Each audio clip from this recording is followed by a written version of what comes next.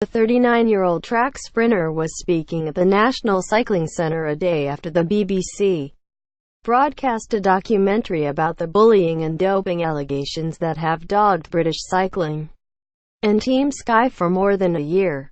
During the film, Sutton is asked to justify the therapeutic use exemptions Tuesday that Wiggins received in order to take a corticosteroid before his three biggest races in 2011, 2012 and 2013, including his 2012 Tour de France win.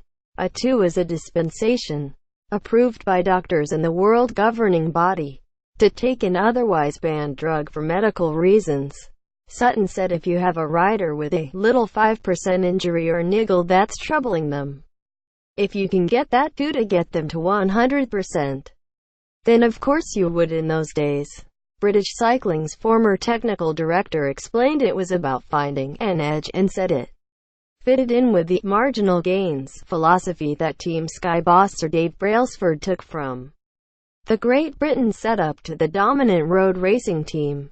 Wiggins and Team Sky have repeatedly denied any wrongdoing, saying the drug was prescribed to treat a long-standing pollen allergy, and in the documentary Sutton said they would never cross the line. Cundy, however, disagrees, referring to Sutton's comment and the fact the 60-year-old Australian quit British cycling last year when he was accused of bullying and using discriminatory language.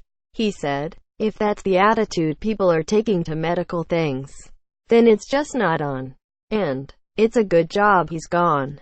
Quote, the former para-swimming champion said if you are ill enough to need a drug that powerful you should not be riding, and it was disappointing to hear the 2 system was abused in the way it has been, on whether a 2 could be a legitimate marginal gain or not. Cundy said, "Finding out where we can have a better set of aerodynamic wheels or a better skin suit or an aerodynamic helmet, that's science and anybody can do that. But this is a medical thing, and a gray area, and it doesn't sit comfortably with me." Quote, when asked if this changed his view of Wiggins, Cundy said, "Yes, it muddies the water." Quote, he then compared his feelings to how he reacted when he first heard Lance Armstrong had doped throughout his career. "It's rubbish and I hate to see people's names tarnished in that way.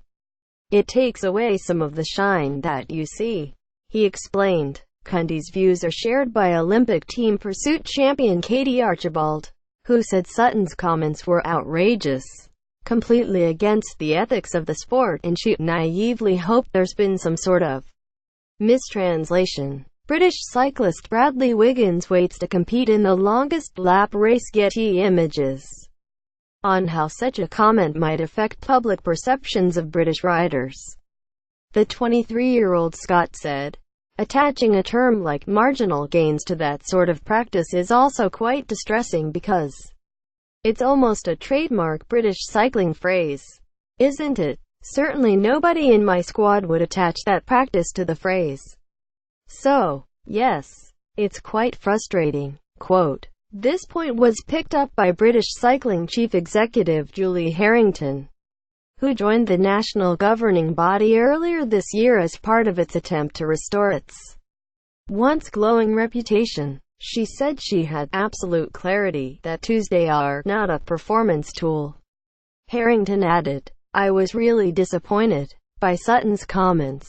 When people are using language around Tuesday, they need to be very mindful of the effect that could have on the public's perception and the athlete's reputation."